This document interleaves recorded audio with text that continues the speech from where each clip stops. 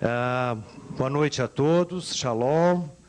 O Departamento de Cultura Judaica, o Departamento Cultural da Hebraica, tem a satisfação muito grande de recebê-los para mais uma noite de atividade, sem dúvida, iluminadora, atividade que nos alimenta internamente.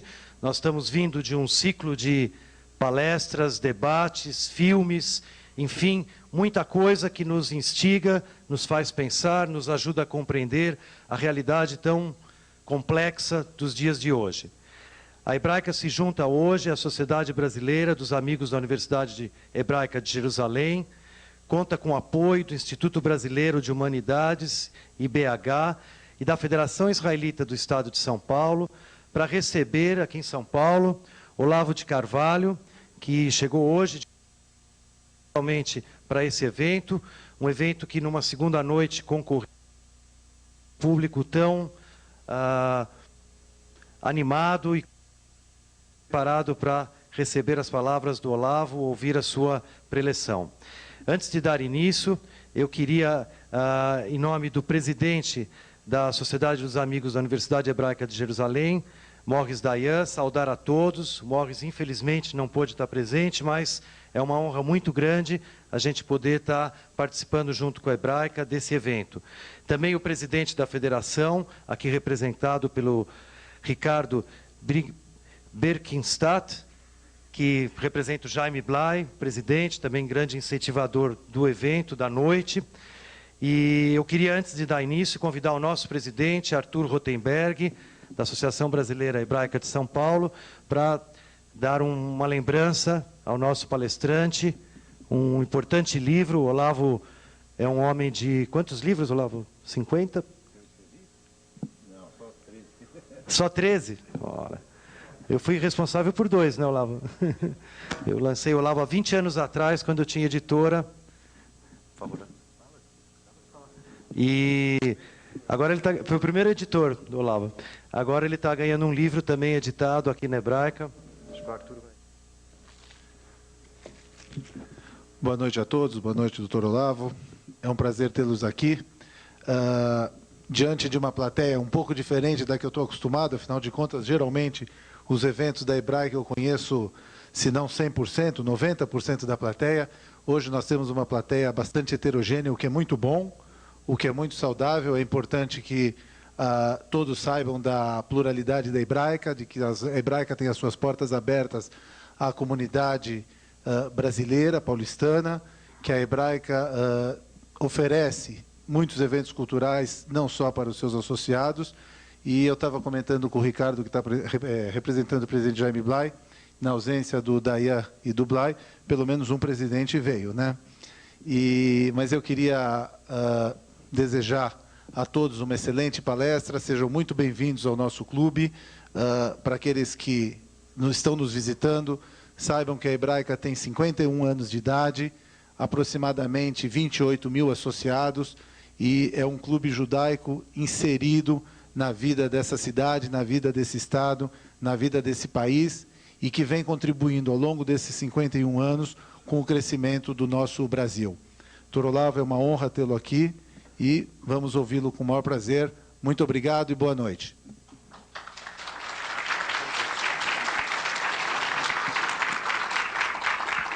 Eu queria aproveitar a oportunidade para passar às suas mãos um livro do nosso cinquentenário, que conta a história da Hebraica do dia em que ela foi concebida até o dia 31 de dezembro de 2003, quando nós terminamos as comemorações.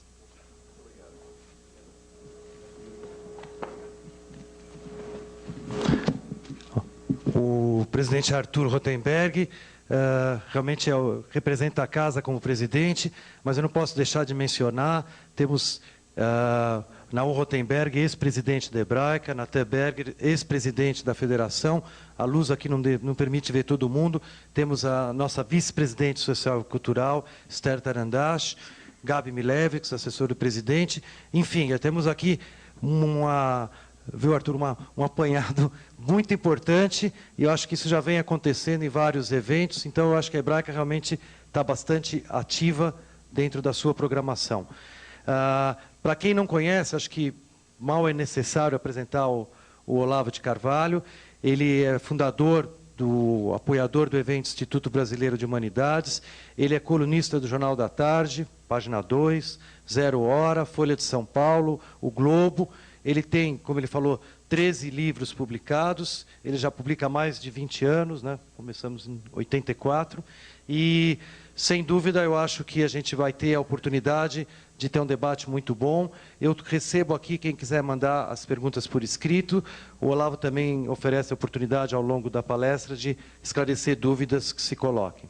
Então, diretamente ao palestrante, Olavo de Carvalho.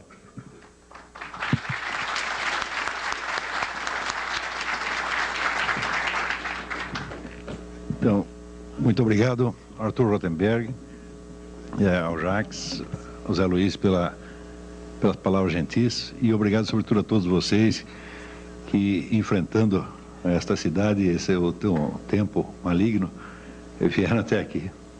Bom, antes de tudo, queria dar um aviso, o seguinte: se alguém tiver alguma dúvida, não precisa esperar o fim da palestra, pode e deve me interromper. Se eu vejo que a explicação que a pessoa pede é muito complicada, eu mesmo a passo para o fim, senão a gente esclarece na hora mesmo. O que eu vou apresentar aqui para vocês é um resultado parcial de um estudo que eu venho empreendendo há algum tempo. As conclusões não são definitivas, elas ainda são bastante provisórias, isso ainda vai ser muito investigado e aperfeiçoado. Melhorou? Então, isso ainda vai ser investigado e aperfeiçoado, e provavelmente isso vai virar um livro com o tempo. O prazo que nós temos para apresentar a coisa aqui é bastante curto, e eu vou deixar aqui para vocês, depois da palestra, deixar aqui na Hebraica uma pequena documentação auxiliar, que ficará à disposição, acho que para quem quiser cópias pode e deve pedir. Eu trouxe esses vários livros porque tem uma citaçãozinha de cada um que a gente vai ler, e alguns cuja leitura eu vou recomendar fortemente. Se o ponto de partida dessa investigação parecer muito remoto, quer dizer, para falar de algo que está acontecendo no século XX, eu tiver que remontar até o século XVI, vocês não fiquem impacientes, não, é porque a coisa é realmente complicada. Toda a situação mundial que nós assistimos tem raízes muito profundas na história do Ocidente, e essas raízes não são fáceis de rastrear. A norma que foi seguida neste estudo foi a do bom e velho Spinoza, que dizia: não rir nem chorar, mas compreender. Então, há fenômenos que são demasiado graves e demasiado assustadores para que nós nos permitamos o luxo de ter perante eles reações emocionais, mesmo de indignação. Quando as coisas são muito graves, aí mesmo é que a gente tem que ficar de cabeça fria e botar o nosso cérebro para funcionar, nos baseando também numa outra máxima, esta de Goethe, que dizia: é urgente ter paciência. Entendeu? O problema é complicado, nós não vamos conseguir entendê-lo se estivermos com pressa, se estivermos nervosos, se tivermos já, assim, vamos dizer, opiniões feitas, opiniões prontas, que só vão nos atrapalhar a intelecção do processo. O ponto de partida desta investigação foi, há muitos anos, algo que eu li do filósofo alemão Martin Heidegger. Era uma teoria que ele apresentava sobre as origens do totalitarismo. Ele dizia que a origem remota do totalitarismo estava na entrada da modernidade, quando, com René Descartes, a filosofia proclama a possibilidade que o indivíduo humano tem de chegar a um conhecimento de validade universal a partir tão só do exame de si mesmo e de uma espécie de introspecção. Este é o princípio básico do racionalismo, quer dizer que o sujeito conhecer duas ou três premissas universais, ele pode deduzir, tirar da sua própria cabeça a totalidade do sistema das ciências. E dizia Martin Heidegger que se existe esta possibilidade do indivíduo humano ter por si mesmo uma visão tão abrangente, tão segura da realidade, então está suposto que o indivíduo detentor deste conhecimento deve ser também o detentor da autoridade sobre o mundo. Ele raciocina que não pode haver o totalitarismo sem a ideia de um controle total da sociedade e do processo histórico, e essa ideia, por sua vez, também não poderia existir, segundo ele, sem um conhecimento total e abrangente da realidade. Então, a pretensão de conhecimento desse novo tipo de indivíduo que emerge com a ciência moderna, estaria aí a raiz do totalitarismo. Eu vou ler um trechinho para vocês de um livro majestoso, um estudo magistral sobre isto, de um autor chamado Alain Renaud. O livro chama-se A Era do Indivíduo. Ele escreve um pouco, às vezes, com aquele estilo um pouco pesado e tortuoso, que é tão característico dos filósofos franceses, mas vale a pena. Ele diz: em toda uma tradição que, partindo de Heidegger, conduz tanto a Hannah Arendt quanto a Claude Lefort, o fenômeno totalitário vê-se interpretado através da sua relação com o reino da subjetividade, segundo um raciocínio não desprovido de sedução. O totalitarismo define-se, com toda evidência, como a tentativa de uma política de dominação total. Ora, tal projeto não pode ser concebido senão lá onde o campo sócio-histórico é representado como suscetível de ser integralmente controlado por um poder que o tornasse transparente e que racionalizasse todos os seus aspectos e que logo se tornasse o seu senhor e possuidor. O senhor e possuidor é uma expressão de Descartes, é o homem como senhor e possuidor da totalidade da natureza. Nesse sentido, o fantasma da dominação total não seria senão o último e o mais monstruoso rosto da promoção moderna cartesiana da subjetividade. Muito bem, essa é a teoria de Heidegger, né? O totalitarismo. Prosseguindo neste raciocínio, Heidegger diz que, com o racionalismo moderno, então, se no mesmo instante em que se inaugura o sonho ou a ambição de uma ciência universal capaz de dominar, portanto, o processo histórico e controlar totalmente a vida social, no mesmo instante aparece, então, o princípio da racionalização da sociedade moderna. Para a racionalização aqui se referia a Max Weber, que, colocando toda a sociedade, vamos dizer, a serviço de um processo industrial cientificamente organizado, elimina, então, vamos dizer, as ligações dos indivíduos com as suas respectivas comunidades de origem, ou seja, ela desacultura milhões de pessoas. Por exemplo, no começo da Revolução Industrial,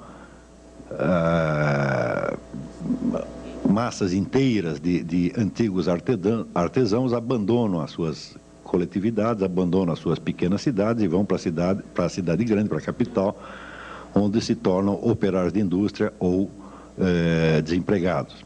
Então, criando uma multidão de pessoas desarraigadas, que já não tem mais aquela identidade cultural originária, aquela ligação pessoal que tinham com as suas comunidades de origem e que agora são como se fossem átomos soltos no anonimato da sociedade industrial.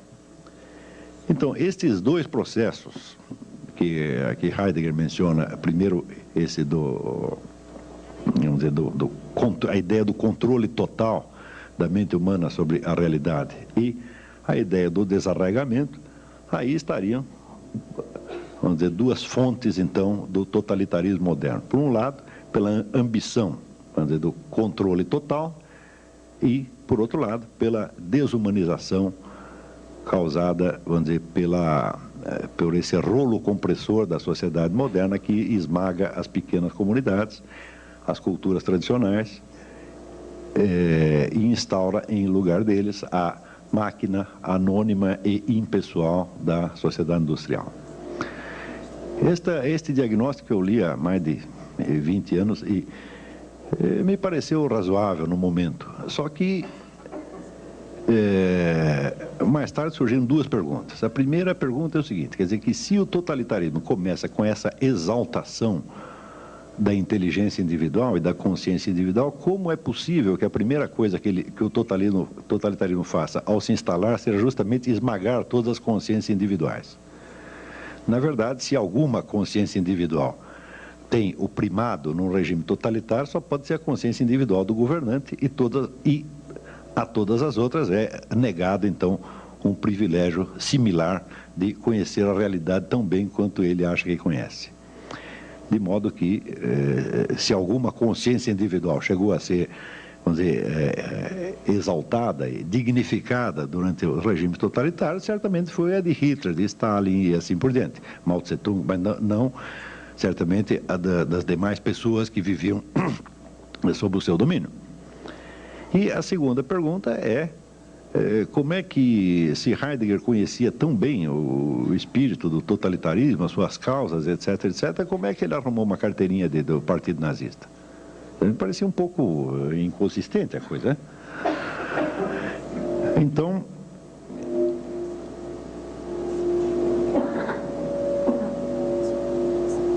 examinando a coisa por este lado, a gente pode observar que uma das promessas iniciais do Partido Nazista e que pareceram mais sedutoras ao público da época foi justamente a crítica da sociedade industrial moderna e o apelo ao arraigamento cultural, daquele negócio de sangue e solo. Quer dizer, a identidade nacional germânica, que seria, através do nazismo, segundo prometia, seria reconquistada, devolveria a estes pobres átomos soltos da sociedade industrial um senso de participação e de conexão pessoal com a sua comunidade. Ou seja,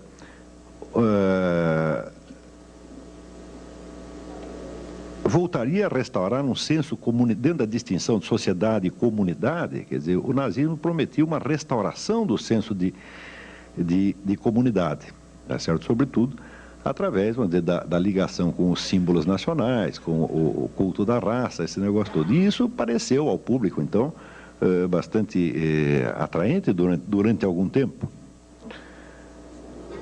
Acontece que, se isto de fato aconteceu, então é evidente que a explicação de Heidegger para a origem do totalitarismo está errada.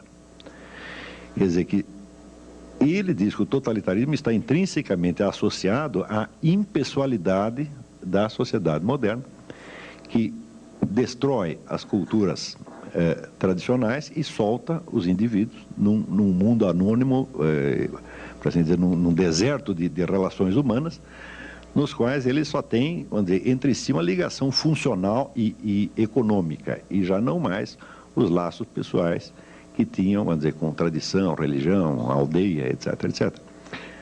Ora, mas se foi possível criar um novo totalitarismo, para saber o totalitarismo nazista, né, com base na promessa exatamente contrária, então quer dizer que esta relação intrínseca que Heidegger está vendo entre a impessoalidade da sociedade moderna e o totalitarismo não existe. Quer dizer, a coisa deve ser outra, a linhagem deve ser outra, completamente diferente. Ou seja, é possível você instaurar um totalitarismo de tipo, vamos dizer, anônimo, organizativo, voltado totalmente para a modernização industrial, e é possível também instalar um outro totalitarismo com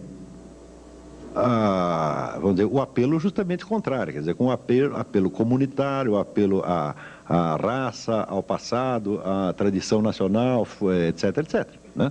E havia as duas possibilidades. Porém, a coisa não terminava só aí. Quer dizer, aí de cara, com isto se dissolve a ideia assim, muito unívoca e simples do totalitarismo, e já começamos a vê-lo como um bicho que pode ter duas caras exatamente opostas uma à outra. Porém, essas duas caras também não eram unívocas, porque no totalitarismo comunista, embora ele fosse de tipo cosmopolita, quer dizer, embora fosse se apresentasse como um movimento ainda mais modernizante e ainda mais racionalizante até do que o capitalismo, ele também, de algum modo, cultivava o senso de comunidade, tá certo? Através exatamente da participação no partido. Quer dizer, o partido se tornava, vamos dizer, um novo elo de solidariedade entre as pessoas, né? Substituindo os elos de família e de tradição que tinham sido perdidos. Nós podemos observar, quando nós estudamos a história da cultura que se criou em torno do movimento comunista, e nós vemos a quantidade de sentimentalismo que está associado a esta cultura.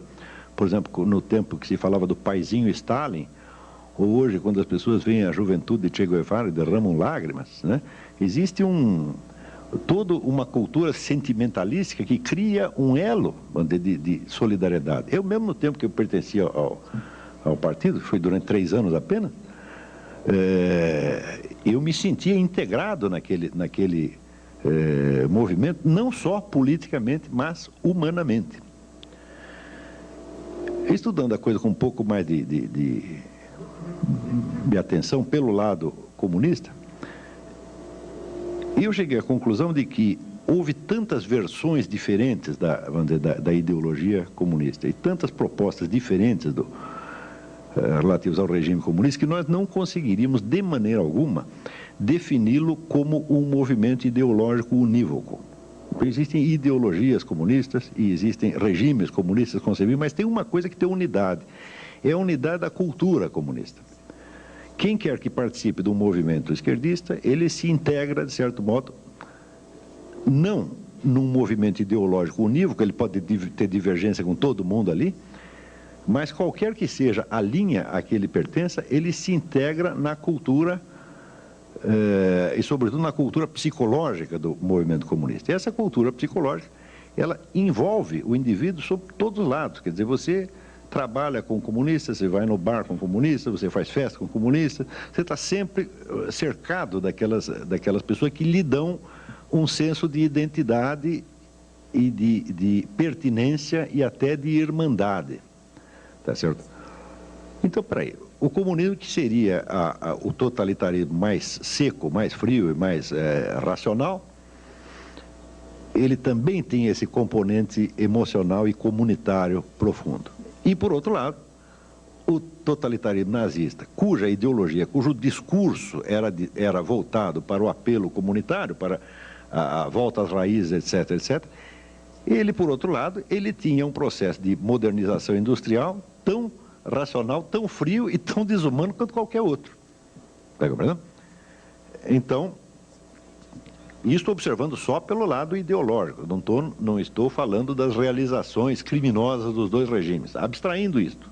Vamos fazer de conta que comunistas e nazistas eram boas pessoas, que nós não temos nada contra eles e que estamos apenas examinando as ideias deles, né? Ou seja, só examinando com o máximo de frieza e de isenção e levando em conta somente as ideias, nós daqui a pouco, por trás dessas ideologias tão bem justificadas, né, que uma fala, vamos dizer, em nome do senso de justiça e igualdade, e outra fala em nome do senso de comunidade e do resgate dos pobres átomos anônimos desarraigados na sociedade industrial. Quer dizer, por trás de toda esta bela conversa vai começar a aparecer o lado monstruoso já, sem nem precisarmos apelar ao reino dos fatos. Muito bem, mas se esses dois totalitarismos, que se apresentavam com faces opostas, cada um deles tinha dentro de si a face do outro, tá certo? Também, vamos dizer, anexada e como que geminada à sua própria face. Quer dizer, havia, vamos falar de um totalitarismo societário, um totalitarismo comunitário. Esses termos são provisórios, eu ainda não achei os termos adequados para isso, mas para simplificar a guerra, diremos que o socialismo era um totalitarismo societário, tá certo? Quer dizer, voltado para uma dissolução ainda maior das comunidades tradicionais e para uma racionalização ainda maior da sociedade. e o nazismo como um totalitarismo de tipo comunitário, porque apelava a uma espécie de retorno às raízes e ao senso de identidade nacional, grupal e racial. Então, quer dizer, um desses totalitarismos, cada um deles, tinha a imagem do outro geminada a parte do outro que parecia a mais diferente dele, era uma componente dele próprio. Eu não sei se está ficando claro isso aqui. Está entendendo? Se houver qualquer dúvida, vocês me param, porque esse negócio é confuso mesmo, tá, né? Não, eu estou há anos fazendo o melhor que eu posso para ver se eu consigo achar, quer dizer, as pistas direitinho, consiga mapear esta coisa, dizer o que está acontecendo, afinal de contas, o que é isso, né? E naturalmente todos nós podemos errar, e às vezes a massa de informações que tem nisso é tão grande que eu mesmo acabo me atrapalhando. Então, isso vamos dizer, esta observação de que os dois totalitarismos, eles eram opostos na sua ideologia. Ideologia quer dizer um discurso pretextual. O que eu chamo de ideologia sempre é isso, né? A ideologia nunca diz o que você vai fazer. Ele diz em nome do que ele quer que você pense que ele está agindo. Não é isso? Essa talvez seja a melhor definição de ideologia essa. É um discurso pretextual, né? Então, se pegamos, vamos dizer, um partido qualquer, ele sempre terá dois programas. Tem um programa interno que é para a sua orientação, tá certo? Quer dizer, o que ele vai fazer realmente, a sua estratégia, etc, etc. E tem o discurso de autojustificação ideológica, que é o que ele quer que os outros pensem que ele está fazendo, mas que às vezes não é exatamente o que está fazendo.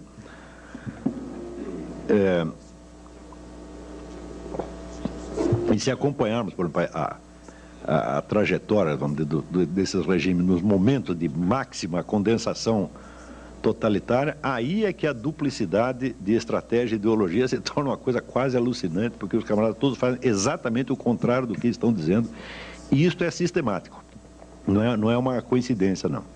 E não pode ser explicado como mera, vamos dizer, hipocrisia, diz uma coisa e faz outra. Não, este é um negócio, essa duplicidade é até planejada. Muito bem, a partir da hora que verificamos que existe esta duplicidade de totalitarismos e dentro de cada uma delas tem uma nova duplicidade interna, aí é que a teoria explicativa do Heidegger foi mesmo para o brejo, quer dizer, não sobrou nada. O processo, em suma, é muito mais complexo do que se poderia imaginar. Mas esta mesma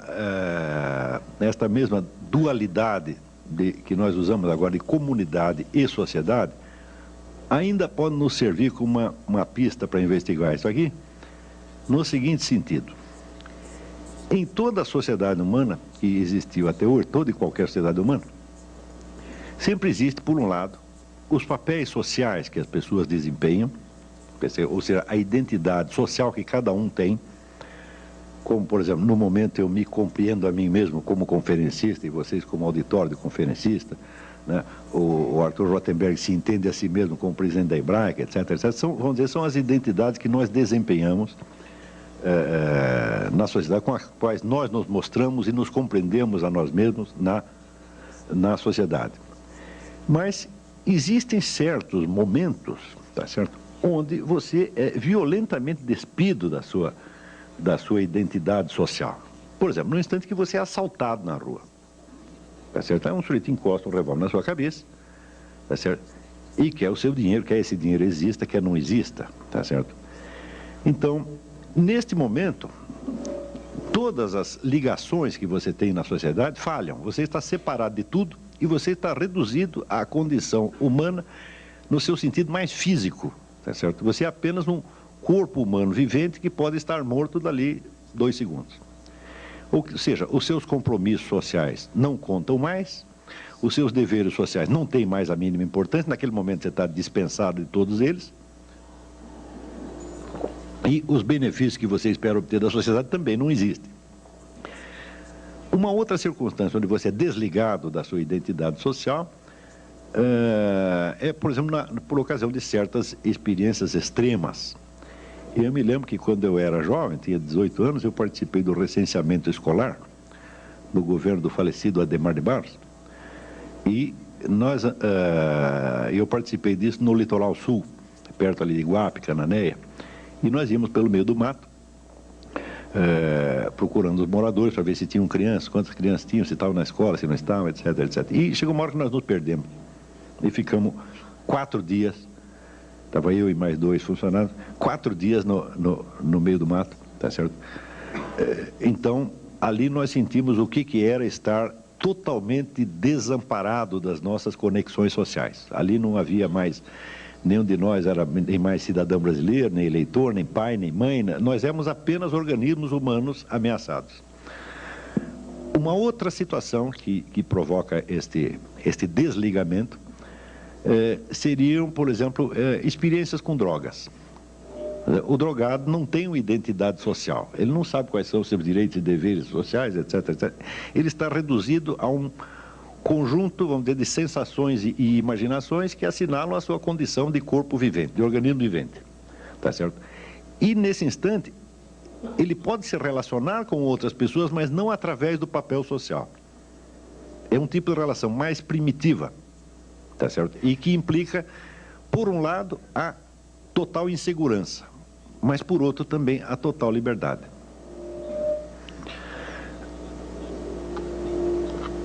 Muitas sociedades antigas compreendiam que o ser humano não pode viver permanentemente ligado à sua identidade social, mas que essa tem que ser, de vez em quando, dissolvida e o indivíduo tem que ser jogado em certas experiências mais radicais que o levem, para usar a expressão da Clarice Lispector, perto do coração selvagem da vida. Tá certo? Todo mundo tem uma necessidade, o ser humano tem uma necessidade profunda de vez em quando, se despir da sua identidade social e voltar a uma experiência mais direta e mais primitiva. Ora,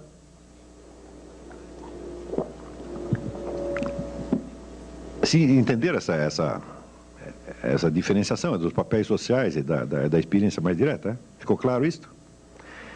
Muito bem. Todos os movimentos totalitários, sem exceção, conseguiram colocar massas de pessoas trabalhando por um tipo de organização social mais centralizada, mais controladora e, de certo modo, até mais racional, mais unificada, utilizando justamente este tipo de experiências que despiam a pessoa da sua identidade social e entregavam vamos dizer, a uma certa vivência mais brutal, mais direta e mais primitiva, e imediatamente vestiam nele uma outra identidade, agora já conforme aos planos do Partido Comunista Nazista, etc, etc. Eu vou ler aqui para vocês um outro paragrafinho. Isso aqui é de um clássico da sociologia, Karl Mannheim. E o trabalho se chama Estratégia do Grupo Nazista. Eu não sei se esse livro ainda existe em circulação, é uma edição já bastante antiga. Chama-se Diagnóstico do Nosso Tempo. Alguém conhece? Nunca leram isso? Estou ficando velho mesmo. Então, nas bibliotecas deve ter, mas deveria ser reeditado. Então, diz Karl Mannheim, Hitler inventou um novo método a que se pode dar o nome de estratégia do grupo nazista. O ponto capital da estratégia psicológica de Hitler é jamais encarar o indivíduo como pessoa, mas sempre como membro de um grupo social. O que Hitler faz por instinto está de acordo com o descobrimento da moderna sociologia, ou seja, de que o homem é mais facilmente influenciado através dos vínculos do grupo.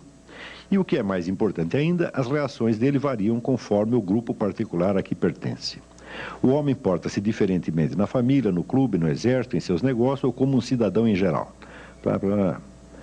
Cada grupo, aparentemente, possui suas próprias tradições, proibições e formas de expressão peculiares e, enquanto as conserva intacto, apoia e orienta o comportamento de seus membros. Hitler sabe instintivamente que, enquanto as pessoas se sentem abrigadas em seus próprios grupos sociais, ficam imunes à influência dele. O artifício da estratégia de Hitler, portanto, consiste em romper a resistência do espírito individual por meio da desorganização dos grupos aos quais esse indivíduo pertence. Essa desorganização tem de ser rápida e violenta simultaneamente. Mesmo assim, porém, o seu efeito só será duradouro se conseguir formar imediatamente novos grupos que fomentem o gênero de comportamento aprovado pelo partido. Então, bom, assim, há duas fases principais na estratégia do grupo de Hitler: a decomposição dos grupos tradicionais da sociedade civilizada e uma rápida reconstrução baseada em um padrão de grupos inteiramente novo. Ou seja, o indivíduo é induzido, assim, por um processo muito rápido, a se desligar ou da família, da igreja, do seu grupo local, etc, etc. Então, naquele momento, ele está entregue, vamos dizer, àqueles medos mais primitivos que justamente eu experimentei, por exemplo, quando estava perdido no meio do mato. Você não tendo os vínculos grupais, você não sente a proteção. Então, automaticamente, você sai buscando, quer dizer, uma nova identidade, e daí aparece o sujeito com a carteirinha do partido e diz: olha aqui, meu filho, você paga aqui a mensalidade do partido, está resolvido o seu problema. Isso aqui, evidentemente, não é uma propriedade particular de Hitler. Muitos movimentos de massa fazem a mesma coisa, e nós observamos isso diariamente na nossa própria sociedade, nós vemos isso acontecendo. Mas este jogo, vamos dizer, do indivíduo no seu isolamento, devolvido, vamos dizer, ao terror primitivo, tá certo? Por um lado. E, por outro lado, o indivíduo integrado no grupo e disciplinado segundo o grupo, aí também existe uma certa ambiguidade. Porque a integração no grupo subentende também a disciplina e a obediência, portanto, pode ser o veículo da opressão. E, por outro lado, a independência do indivíduo jogado no meio do mato e isolado dos seus vínculos grupais, pode significar, por um lado, o terror do isolamento e, por outro lado, também a liberdade.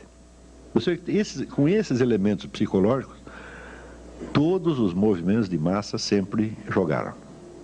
É por isso que você entende que eles podem, por um lado, te prometer a liberdade no instante mesmo em que te submetem a uma disciplina ainda mais pesada do que aquela que você tinha antes. Quer dizer, você quer se libertar, por exemplo, você quer se libertar do seu pai? Eu digo, bom, agora vamos botar um comissário político nas suas costas e você vai ver o que é bom para tosse, tá certo? Se liberta da família, cai dentro do Partido Comunista, Partido Nazista, uma coisa assim, onde certamente vão te oprimir muito mais. Então, existe esse jogo, na verdade, quádruplo, quer dizer, o isolamento como terror e como liberdade, e a ligação como proteção e como opressão. Ora,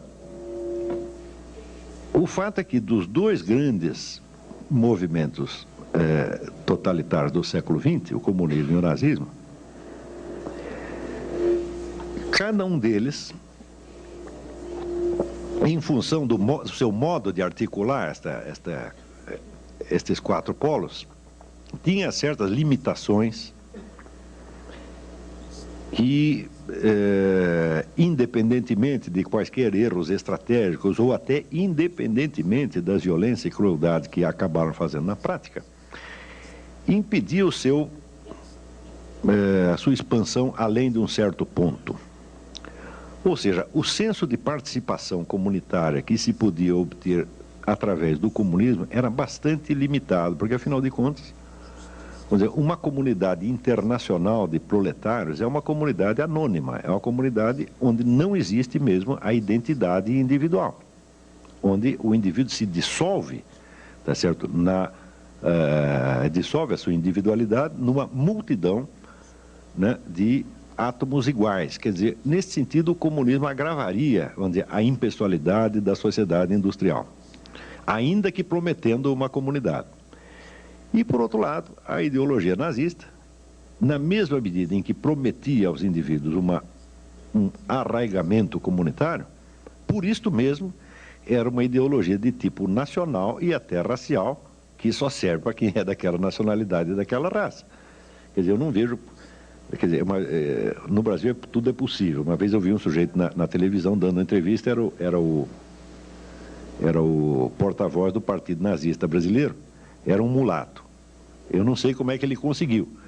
mas eu não estou falando de brasileiro, estou falando de pessoas racionais.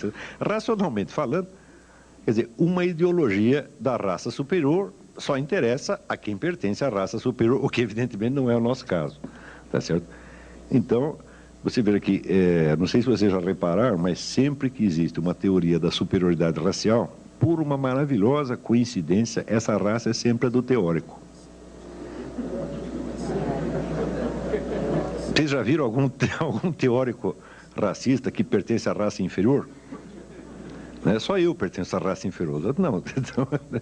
Então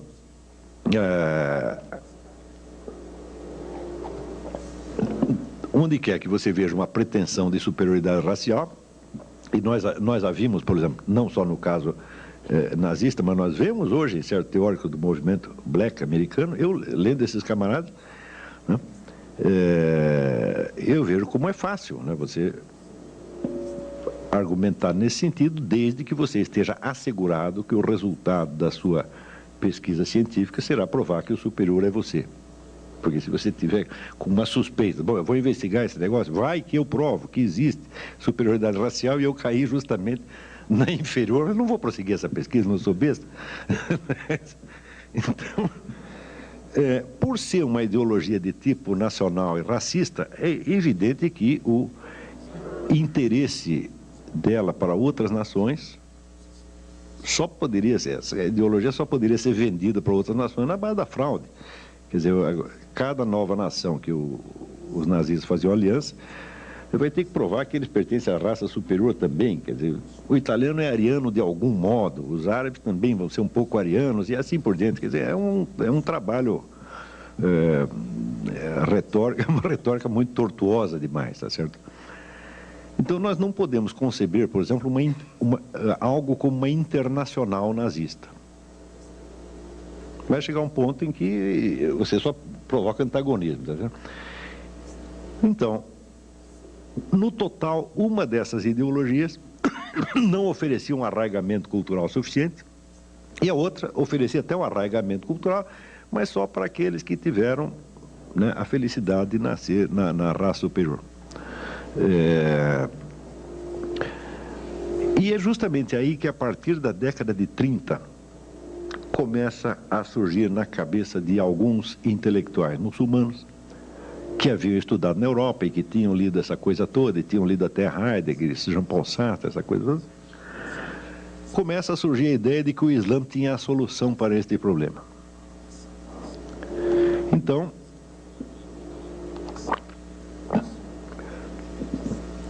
pelo lado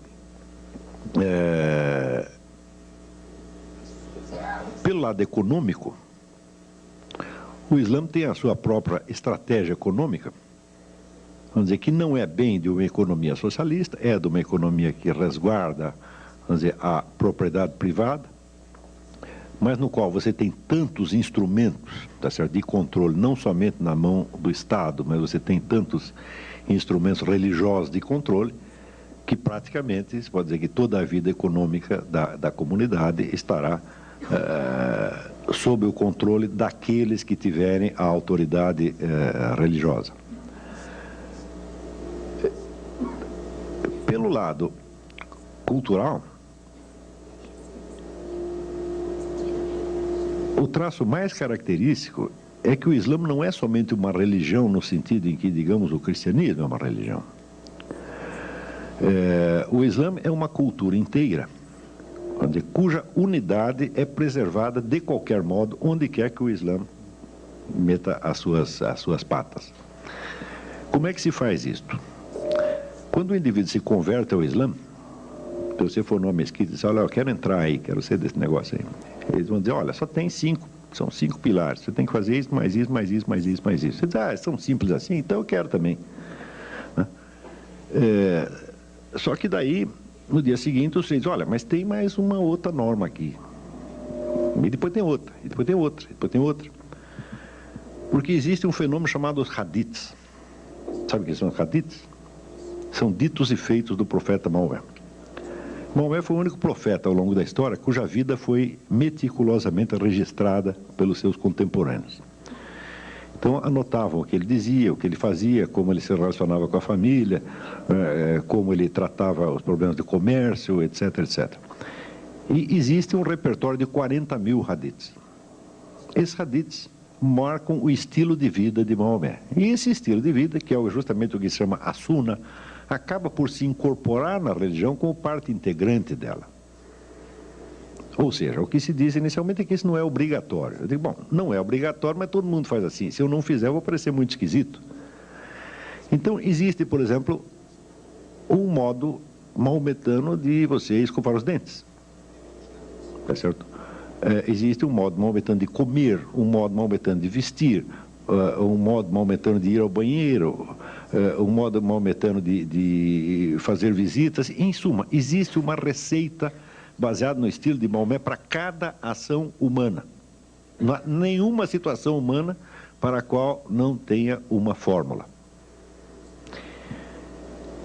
Como o processo da revelação corânica levou 28 anos, desde o primeiro versículo que Maomé recebe do arcanjo Gabriel até o final, onde ele recebe o último versículo, reúne a população e diz: hoje eu completei aqui a vossa religião.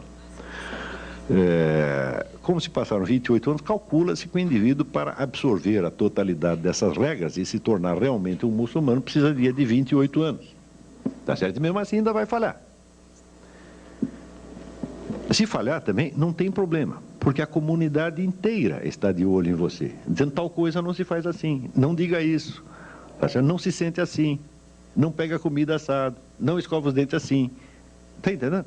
Então, existe um cerco total. Nós podemos comparar. Vocês já repararam que não existe muita propaganda islâmica? Já viram isso? Não vê propaganda islâmica, porque o Islã ele se expande mais ou menos como uma ameba. Ele engole a ameba que está do lado, entendeu? Então, a hora que o sujeito entra no Islã, ele é totalmente absorvido em todos os aspectos da sua vida. E essa absorção é progressiva. Isso quer dizer que a possibilidade do indivíduo ser religiosamente islâmico, tá certo? E conservar os hábitos da sua cultura originária é praticamente nula. Quando o Islã cresce, ele leva não somente uma doutrina religiosa, mas leva uma cultura inteira. Então, não é verdade o sujeito dizer que quem é islamizado não é arabizado, tá certo? Porque todos esses costumes são realmente árabes, são os costumes de Maomé. Então, quando você vê a variedade, por exemplo, de estilos de vida e de estilos culturais que existiram entre grupos judaicos ou grupos cristãos ao longo do tempo, para você comparar, sei lá, um judeu africano, tá certo, com um judeu russo ou com um alemão, você vai ver que eles realmente pertencem a culturas diferentes. E que entre o seu judaísmo e a cultura local, eles procuram fazer, vamos dizer, algum arranjo. Não é isso? Porque às vezes dá mais certo, às vezes não dá certo. Mas, nesse sentido, eu sugeriria a leitura de um livro de Jacob Wasserman. Quem aqui conhece Jacob Wasserman? Ninguém nunca leu Jacob Wasserman? Uma pessoa? É um homem feliz. O Jacob Wasserman é o Dostoiévski do século XX, do maior romancista da humanidade. E ele escreveu, além dos romances, escreveu um livro que chama O Meu Caminho como Judeu e como Alemão. E ele vai investigando esse paralelismo da condição de judeu e de alemão até chegar a um ponto que você olha, isso aqui é inseparável, nós não temos mais como nos separar da nossa germanidade. Né? Bom, mas isso é porque nasceu lá. Se tivesse nascido na Rússia, seria outro negócio. Isso para o muçulmano não pode acontecer. Se o muçulmano esteja onde estiver, ele participará mais intensamente da cultura islâmica do que da cultura local. E, em geral, naquilo que essa cultura local não coincida com os valores islâmicos, ele a condenará, tá certo, de maneira bastante rigorosa e se absterá de participar dela, tá certo, em todos os seus detalhes. Isso quer dizer que o senso de participação comunitária que o Islã dá aos seus membros é não apenas intenso e profundo, mas é total. Quer dizer, a adesão ao Islã é imediatamente uma nova identidade comunitária. E é, ao mesmo tempo, a participação numa estratégia mundial. Então,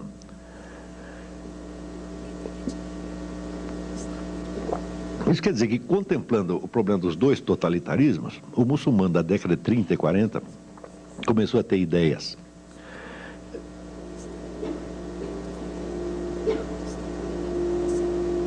Algumas dessas ideias, evidentemente, eram de origem ocidental mesmo, tirado do próprio Heidegger. Heidegger foi muito lido entre os líderes islâmicos. Eu lhes recomendo uma outra leitura, que é a autobiografia intelectual de Seyyed Hossein Nasr. Seyyed Hossein Nasr é um grande filósofo iraniano. Ele foi ministro da Cultura do Irã no tempo do Reza Pahlavi.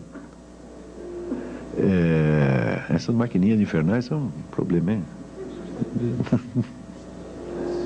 Então, ele foi ministro da Cultura no tempo do Reza Pahlavi, e ele conta ali a educação que ele teve nos anos 30 no Irã. Então, ali por aí você tem a ideia do que um rapaz de família rica e culta poderia ter acesso naqueles anos.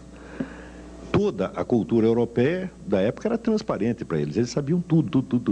Quer dizer, nas casas das pessoas ricas ali de Teherã, eram assiduamente frequentadas por representantes do existencialismo, do marxismo, etc. Tudo que tinha de bom e de melhor na Europa aparecia lá. Eles não estavam de maneira alguma desligados. Então eles tinham isso e ainda tinham todo o aporte tradicional islâmico. Então o Seyyed Hossein Nasr diz que ele cresceu ouvindo as tias deles recitarem poesia tradicional persa, né? Ele mesmo aprendendo a recitar o Corão de cor desde pequeno e, ao mesmo tempo, ele tinha acesso, vamos dizer, à cultura europeia em todas as suas versões. Quer dizer, a liderança intelectual comunista da época frequentava também a casa daquele pessoal e tal. O pessoal ligado ao existencialismo, até existencialismo cristão, tal como Gabriel Marcel, também era totalmente conhecido ali. Então eles tiveram uma espécie de mostruário da cultura mundial, na qual ao mesmo tempo não tinham nenhuma participação ativa. Quer dizer, eles estavam vendo tudo e não estavam participando ativamente. Eles tiveram muito tempo para pensar nisso aí. Então, a ideia de que o totalitarismo islâmico pudesse resolver os enigmas, resolver as contradições dos dois totalitarismos anteriores, aparece também pelo fato de que que agentes dos dois regimes totalitários tiveram uma atuação intensa em todo o mundo islâmico, já desde antes da guerra e até hoje. Então, você vê, existe, por exemplo, um depoimento de um sujeito que foi chefe do serviço de inteligência romeno, chama-se Ion Mihai Pacepa. Não sei se você sabe, mas a União Soviética, nas operações dela no terceiro mundo, ela não jamais a KGB agia diretamente. A KGB agia diretamente na Europa e nos Estados Unidos. Para os países do terceiro mundo, ela usava os serviços secretos dos países satélites que eram treinados especificamente para isso. E esse Pacepa, ele diz nada menos que o seguinte, ele diz, olha, Yasser Arafat foi meu discípulo. Eu que dei toda a formação ideológica dele, eu garanto para você que ele é um marxista-leninista de primeiríssima ordem. Ele foi treinado como militante do partido. Isso para você ter ideia da profundidade da penetração comunista. Quanto à penetração nazista,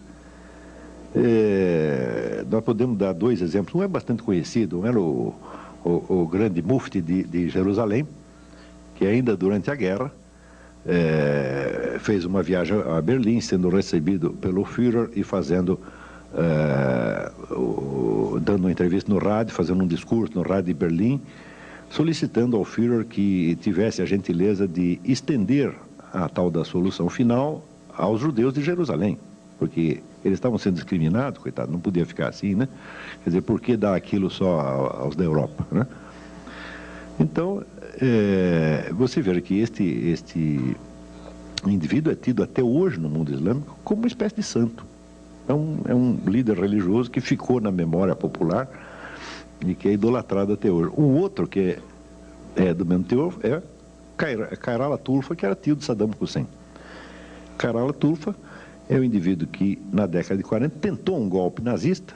Ele tem livros publicados, sobrou pelo menos um, tá certo? Na qual a sua defesa do nazismo é explícita, tá certo? E ele tenta um golpe de tipo nazista e se dá mal.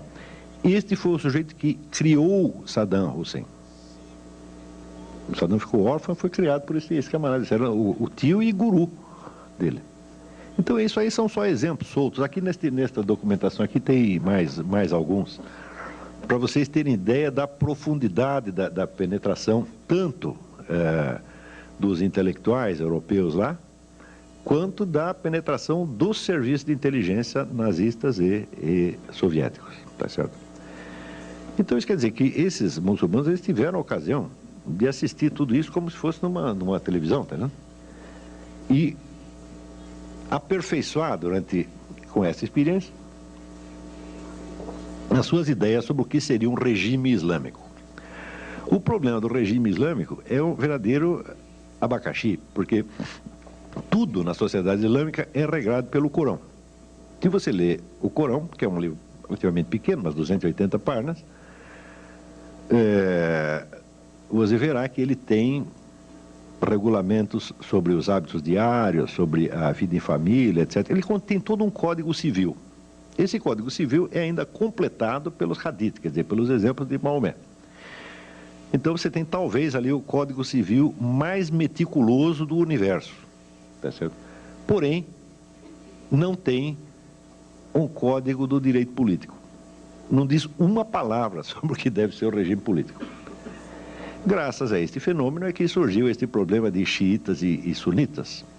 Porque enquanto Maomé esteve vivo, então, de certo modo, ele condensava na pessoa dele os vários aspectos da sociedade e da liderança islâmica. Ele era ao mesmo tempo um líder religioso, um líder militar, era o guru da população, ele era ministro de todas as pastas e assim por diante.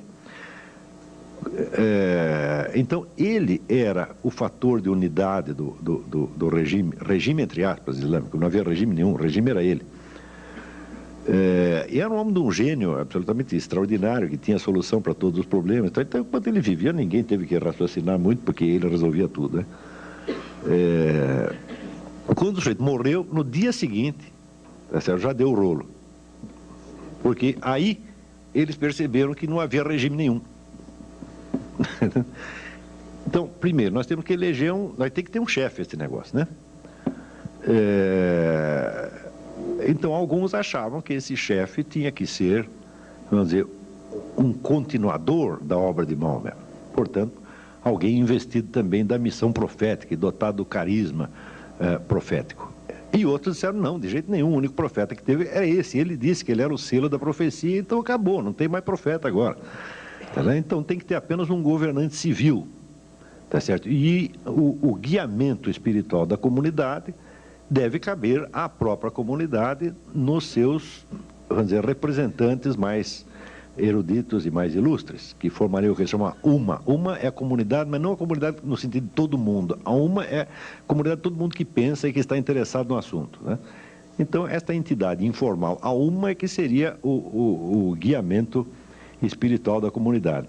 E outros acharam, não, nós temos que ter aqui um profeta, e escolheram, evidentemente, o genro de Maomé, Ali, que era, de fato, espiritualmente, o homem mais notável da comunidade. Não só espiritualmente, mas intelectualmente, sobre um monte, era um tipo muito especial. Né? Agora, acharam que ele era ainda mais especial do que era, porque acharam que havia realmente nele o carisma da profecia. Então, é uma espécie de continuador do profeta. Então, é isso que é a distinção entre sunita e xiita. Sunna quer dizer os costumes, e os costumes não é nada mais do que a coleção dos hadiths, quer dizer, a coleção daquilo que foi copiado, foi anotado da vida de Maomé e que serve como modelo para a conduta de gerações e gerações de muçulmanos. E xiita não quer dizer nada mais do que Shia, quer dizer os companheiros, que são os companheiros de Ali, aqueles que ficaram fiéis a ele, que eram a minoria. E entre os xiitas, então surge a ideia de que a profecia prossegue ao longo dos tempos, tá certo? Então a subsistência da comunidade depende de haver um líder carismático a cada nova geração. Isso que se chama justamente o imam. Imam é um nome que... Imam quer dizer duas coisas. Quer dizer, em primeiro lugar, o imam é o sujeito que chefia a prece, ou que conduz a prece. Não sei se vocês já viram prece muçulmana. Fica um bando de gente alinhada aqui. Tem um sujeito na frente que ele diz a prece em voz alta e os outros aqui repetem ou ecoam. Ele conduz a prece de algum modo. Então, evidentemente, cada mesquita tem um imam, e se juntar dois muçulmanos para rezar numa casa, um deles vai ter que ser o imam. Mas também a mesma palavra é usada num sentido já mais ampliado para querer dizer o grande guia espiritual do mundo xiita.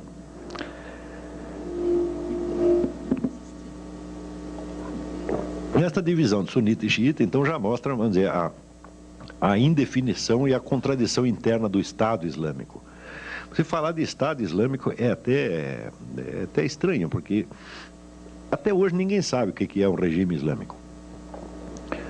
Durante muito tempo ficou assim, e esta indefinição fez com que ao longo do tempo se consolidasse uma noção muito peculiar do que é a legitimidade de um governo. Evidentemente, toda a teoria do Estado subentende o que seria o critério de legitimidade do governante. No mundo islâmico, o governo legítimo, a critério do governo legítimo é o seguinte: o governo legítimo é aquele que existe. A partir da hora que ele cessou de existir, nós descobrimos que ele não era legítimo, ou que deixou de ser. Porque o governo expressa, então, a vontade de Deus. Se o sujeito ainda é governante, é porque Deus quer que ele esteja lá. Se ele deixou de ser, é porque Deus o tirou de lá, então perdeu a legitimidade. É evidente que isto é um convite a golpes de Estado, revoluções, etc, etc. Quer dizer, cada um diz, olha, o sujeito está lá, ele pensa que é legítimo, todo mundo pensa que é legítimo, mas eu vou mostrar que não era. Tá certo? Então, a tremenda instabilidade política do mundo islâmico, que só cessa em certos momentos quando algum grupo, alguma dinastia excepcionalmente feroz consegue impor ordem ao conjunto, é algo que, vamos dizer, se prolongou até o século XX. No século XX, quando se intensificam os contatos intelectuais e políticos entre o mundo islâmico e a Europa, naturalmente surge a ideia de, não, peraí, nós precisamos formular direito este negócio do que seria um regime islâmico. E aí que surge um indivíduo chamado Said Qutb. Said Qutb era um revolucionário egípcio que escreveu um comentário ao Corão em 30 volumes, chamado A Sombra do Corão. Né? Isso aí, para mim, foi um ato falho freudiano, porque se fosse coisa boa, seria a luz do Corão, não a sombra. Né? Então, acho que ele de fato se enganou. Então, o que ele faz é uma interpretação politizada do Corão, versículo por versículo. Ele faz uma espécie de teologia da libertação islâmica. E este foi o fundador, depois, da entidade que se chamou a Fraternidade Islâmica, tá certo? Que é, vamos dizer, a entidade que dá um senso, vamos dizer, de unidade à militância islâmica em todo o mundo. É evidente que uma obra em 30 volumes eu não vou poder resumi-la nem em 30 linhas, muito menos em 30 palavras. Então eu não vou resumir, eu vou só dar um exemplo. Por este exemplo, vocês já pegam a índole da doutrina. Said Qutb pega as sentenças do Corão, tá certo? E as interpreta baseado no pressuposto, islamicamente inteiramente aceitável e até obrigatório, de que as sentenças de Deus têm uma validade absoluta.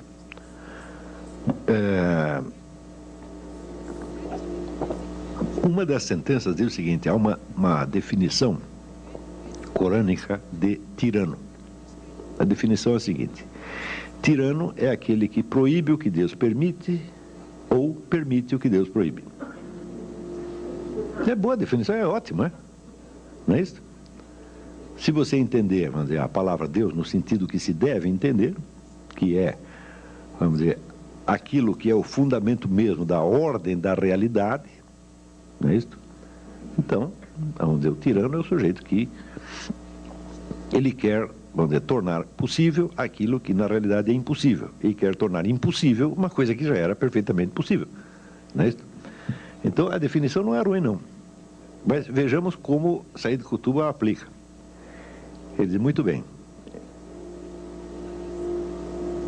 Se, então, a única lei válida é a lei que Deus enunciou, que leis válidas existem?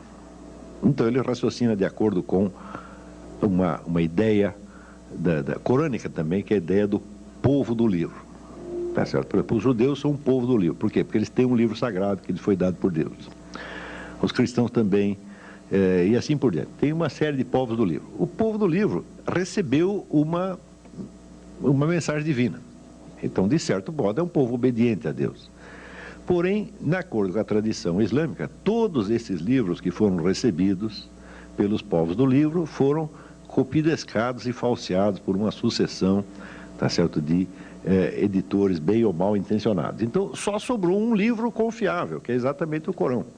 Olha, você tem essa tal de Torá, o negócio é bom, foi Deus, tá, mas vocês mexeram tanto nisso que você não sabe mais o que é o que não é. Então, eu vou resolver o seu problema. Toma lá o Corão, tá certo, que é a última edição, tá certo, fiel e estável. Né? Você lê e diz, mas não parece, né? Ele diz, não parece, mas é. Não parece porque a sua está alterada, essa aqui é que está inalterada. Então, se é assim, bom, a conclusão é que somente os regimes que são baseados exatamente na lei corânica é que são legítimos. Os outros são todos tirânicos. Todos, sem exceção. E, ora, lutar contra a tirania faz parte do jihad. Jihad, o pessoal entende que é guerra santa, não é. Jihad é esforço, é ascetismo, quer dizer, faz parte do aperfeiçoamento do sujeito na prática da lei islâmica. Ele tem que fazer um esforço. E a luta contra a tirania, tal como entende Said Qutb, a luta contra a tirania faz parte do jihad, portanto faz parte das obrigações islâmicas. É uma daquelas milhares de obrigações que vem depois das 5. Né? Começa com 5 e termina com 40.005. Quando chega na 30ª, 90ª, etc., tem o jihad. Resultado, todo e qualquer cidadão islâmico que esteja vivendo num país sob regime não islâmico tem a obrigação de lutar para derrubar o seu governo.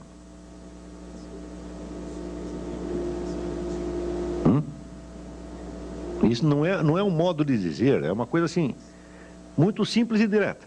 Você está aqui no Brasil, o governo é islâmico? Não. Então você tem que derrubar. Esta ideia está circulando, vamos dizer, nos livros de Said Qutb desde a década de 30. E Said Qutb foi lido por todo mundo. Tá certo? Said Qutb tem no mundo islâmico vamos dizer, um público como o Billy Graham tinha nos Estados Unidos, ou como... Não, que Bispo Macedo? 40 Bispo Macedo. Tá, não tem aqui um líder religioso comparável, vamos dizer. Você vai falar, o Frei Beto, o Leonardo Boff? Fala, não, esses aí meia dúzia de pessoas leram. O Said Qutb, assim, todo mundo leu. E quem não leu, ouviu falar e recebeu a mensagem dele de algum modo. As primeiras gerações de muçulmanos que ouviram esse sujeito falar acharam aquilo horrível. Tanto acharam horrível que Said Qutb foi enforcado pelo governo egípcio. Tá certo? Mas as gerações seguintes começaram a gostar do negócio. Então, você pode dar por bastante razoável a ideia de que as doutrinas de Said Qutb já se impregnaram totalmente no movimento islâmico, não só nas entidades mais ostensivamente radicais, mas há um fundo daquilo em toda a sociedade. Esta progressiva formação da ideia do governo islâmico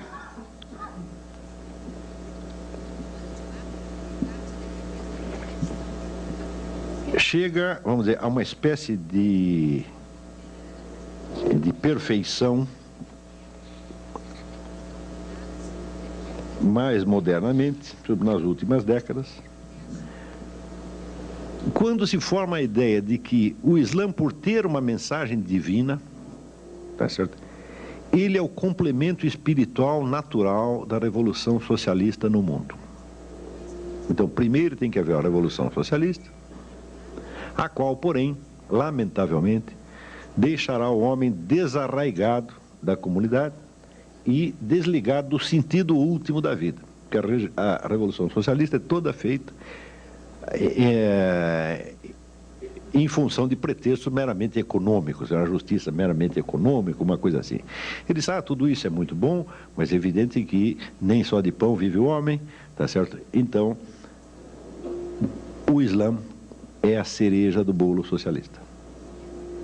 Quer dizer, depois de feita a Revolução Socialista, nós indicaremos ao mundo já socializado o caminho de Deus, tá certo? Então, digamos que o socialismo seria para o futuro mundo islâmico mais ou menos aquilo que Júlio César foi para a civilização cristã. Ele é o único unificador do mundo antigo. A partir da hora que unifica o mundo antigo, então entra uma nova, preparado o corpo da Europa, então tem uma nova mensagem que dará uma nova vida espiritual à civilização.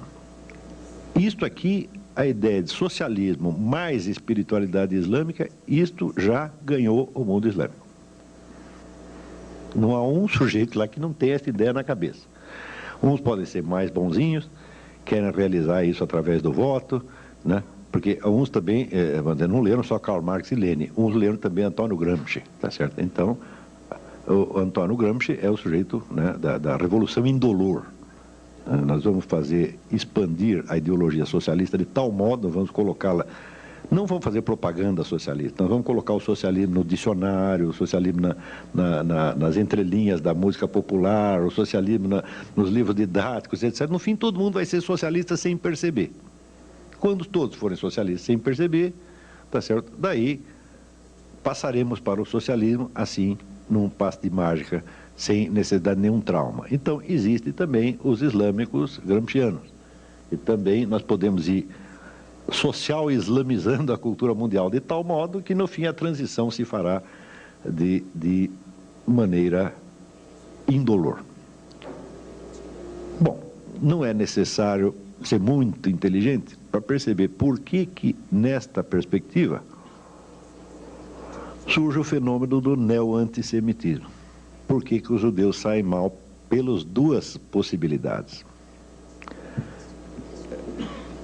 Quando eu comecei a estudar isso, veja esse fenômeno do neo-antissemitismo, que agora está todo mundo assustado, e todo mundo considerando um negócio imprevisto, eu devo me gabar, tá certo? Se é que isso é motivo de se gabar, de que muitos anos atrás eu já sabia que isso tinha acontecido. A partir desses estudos, eu falei, mas é impossível, os caras vão querer, mas daqui 10, 15 anos vão querer tirar o judeu do caminho.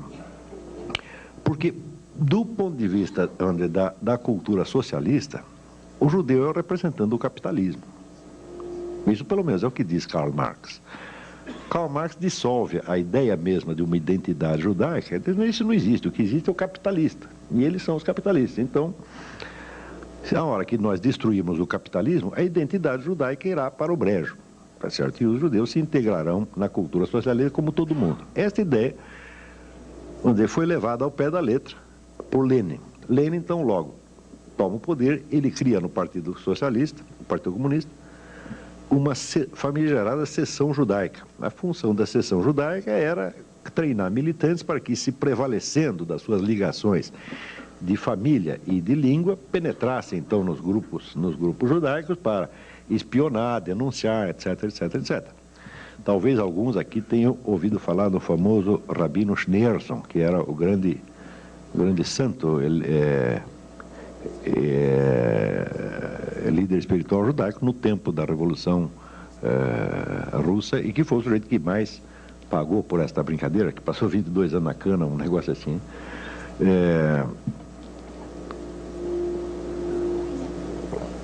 E, naturalmente, vamos dizer, pelo outro lado, Você imagina o que significa para um povo como o alemão, que ainda no século XVIII se acreditava na Europa que alemão era uma língua boa para se falar com os cavalos. Você não tinha cultura de língua alemã no século XVIII? Não é isso? Você veja que ainda no século XVIII, começo do século XVIII, o maior dos filósofos alemães, Leibniz, não escrevia em alemão. O alemão não estava pronto para isso, escrevia em latim ou francês. Então você imagina para um povo que está começando a emergir, né, começando a sair está começando a descer da árvore, né, ele ter dentro do seu território um outro povo que tem 5.000 anos de experiência, tá certo?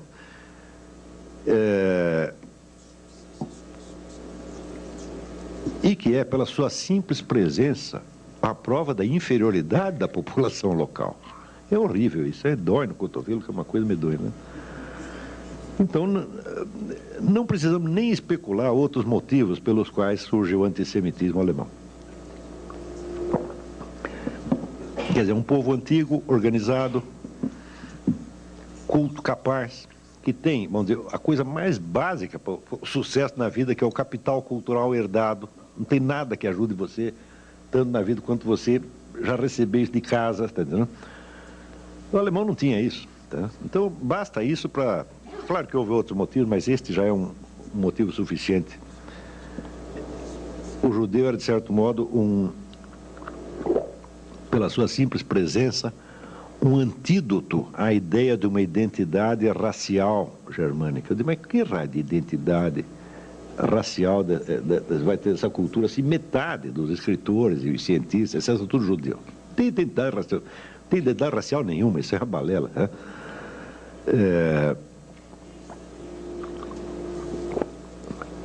Então, é claro que o judeu era uma pedra no sapato dos dois totalitarismos. Tá certo? Então, como esses dois já tiveram a sua chance no mundo, e embora o comunismo ainda seja, de algum modo, uma coisa atraente para muitas pessoas, pelo menos filosoficamente ou intelectualmente, é uma ideia em decomposição, tá certo? Se bem que uma ideia está intelectualmente desmoralizada, não quer dizer que politicamente ela esteja enfraquecida, mas intelectualmente está acabada. E o nazismo também já foi liquidado na guerra. Então é evidente que, ao puxar para si a herança desses dois totalitarismos e trabalhá-los à sua maneira, o movimento islâmico, vamos dizer, com os seus novos aliados, que são remanescentes de movimentos comunistas e nazistas. Você não pode esquecer que em Nova York, naquelas passeatas que teve logo depois do 11 de setembro, passeatas pacifistas, estava ali o pessoal comunista e black, tudo de mão dada com o David Duke, que era o homem do partido nazista, quer dizer, juntaram todos, tá certo? Então, não é de estranhar que, absorvendo esta herança, ele criasse também este movimento, o qual também tem que ser estudado sob outros aspectos, que depois mais tarde nos debates a gente entra, mas eu para esta conferência peguei só por este aspecto. Não é de espantar que esse movimento criasse um neo-antissemitismo, que é um pouco diferente dos outros, tá certo? É um pouco diferente, mas evidentemente tão perigoso quanto, sobretudo pela sua abrangência.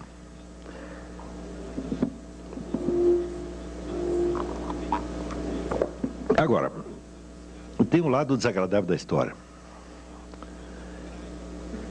É que, ao longo de toda a formação desses movimentos ideológicos modernos, tá certo?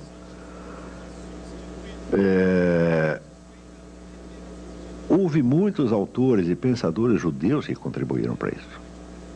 Mas, judeu porque não tinha nascido judeu. Foi um bocado de Trotsky. Trotsky não aceitava ser chamado de judeu. Ele não gostava disso. Mas os judeus acham que ele é judeu. Então, naturalmente, tem um certo carinho pelo sujeito, porque ele é gente nossa. Não é isso? Assim como, por exemplo, agora, faz uma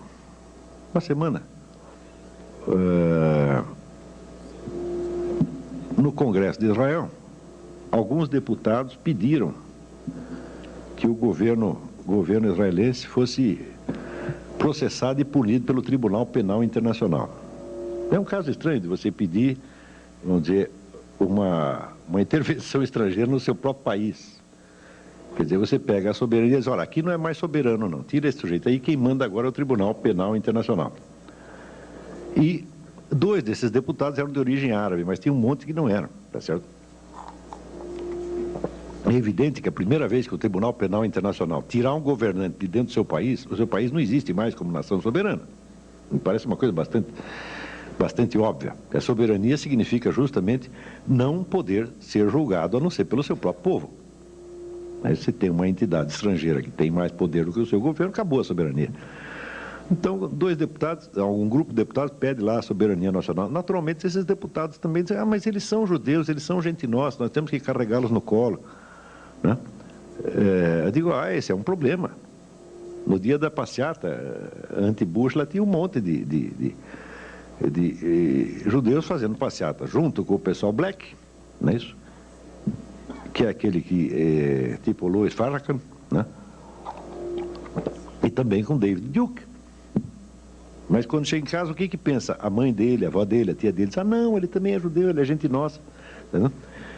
Então fica carregando toda essa gente no colo, e você sabe como é que essa história termina. Não é isso? Então, vamos dizer, só para terminar esta parte, eu gostaria de fazer um lembrete que talvez não soe tem muito agradável, mas veja, o povo que protege os seus próprios traidores, ele paga 2 vezes. Ele paga pela traição que sofre e paga porque ele leva a culpa da traição. Tá certo? E isto já aconteceu com os judeus muitas vezes ao longo da história. Então, na hora que surge, por exemplo, a noção de... Vocês já ouviram a expressão judeu ortodoxo? Assim como tem o católico praticante. Não é isso? Ora, o que é um judeu ortodoxo? É um sujeito que cumpre todos os mandamentos, mas ninguém cumpre todos os mandamentos. Todos nós somos humanos e imperfeitos. Antigamente, quando um judeu não cumpria alguns mandamentos, ele esperava que os outros rezassem por ele e desse tudo certo, não era assim? Não havia esta noção de um judeu ortodoxo e um não ortodoxo. Não havia esta divisão no corpo da igreja, no corpo da identidade judaica, como não havia a divisão similar no corpo da igreja católica. A hora que você aceita que existem judeus ortodoxos e não ortodoxos, significa que você meteu na sua cabeça que existe uma identidade judaica alheia à tradição judaica como tal. E essa identidade simplesmente não existe. Isso quer dizer que, se você pensar a comunidade judaica só como comunidade cultural, ela não existe. Porque essa tem características diferentes em cada cultura. Tem a cultura russa, a cultura alemã, africana, brasileira, etc, etc, etc. Mas, ou seja, ou existe um vínculo com uma tradição e existe alguma lealdade que é necessário ter, tá certo? Para com as origens da comunidade, ou então ela não existe mais. Do mesmo modo seria o que é o católico não praticante. Antigamente não havia católico praticante, tinha os católicos mais, digamos, bem comportados e mal comportados, mas não todos igualmente católicos. O sujeito que nunca ia na Idade Média, o sujeito que nunca ia na missa, nunca confessava, nunca comungava, tá certo? Mas tinha sido batizado, ele era tão católico quanto os outros. Não se dizia, tinha o praticante e o não praticante. Na hora que você aceita que existe o ortodoxo e o não ortodoxo, ou o praticante e o não praticante, você está cortando no corpo da sua identidade comunitária e você está correndo perigo a partir deste momento. O perigo pode levar 1 década, 2 décadas, 1 século, 10 séculos para aparecer, mas algum dia te pegam, não é certo? E quando pegam, não é brincadeira. Então,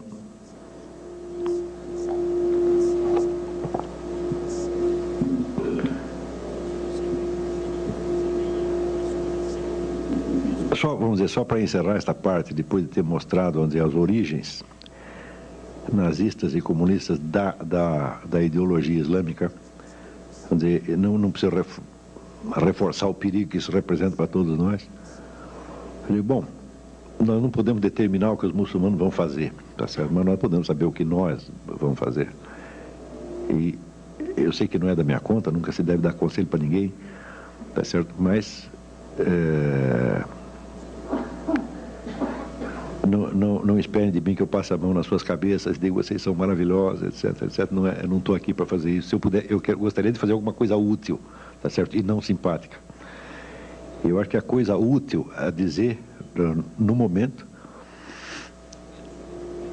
é que todo este processo ideológico do mundo islâmico é muito consciente, muito determinado, tá certo? Tem planos e ambições de escala mundial mesmo, eles não vão dar moleza a ninguém. E que, se, por exemplo, dentro de uma comunidade cristã, de uma comunidade judaica, nós começamos a dar moleza para eles, eles vão acabar conosco. Então era isso que eu tinha a dizer um momento. Estamos abertos para discussões aqui. Obrigado.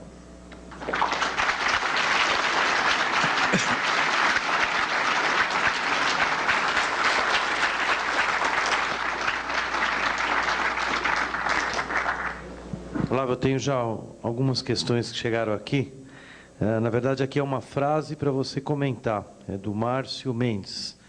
A terceira grande guerra instalou-se na política, na economia, no social, com destaque na religião. Militarmente, num espaço não medido de tempo, a deflagração total será sentida. Pede o seu comentário da frase. Se é que eu entendi o que você quis dizer, eu acho que você tem razão, sim. Quer dizer, nós já estamos vivendo essa guerra, né? Isso já está instalado. A guerra existe a partir do momento em que um dos personagens envolvidos não aceita de maneira nenhuma a existência do outro, tal como o outro está. Quer dizer, se você tem um plano, vamos dizer, de socialismo mundial, de islamismo mundial, pronto, você já declarou guerra.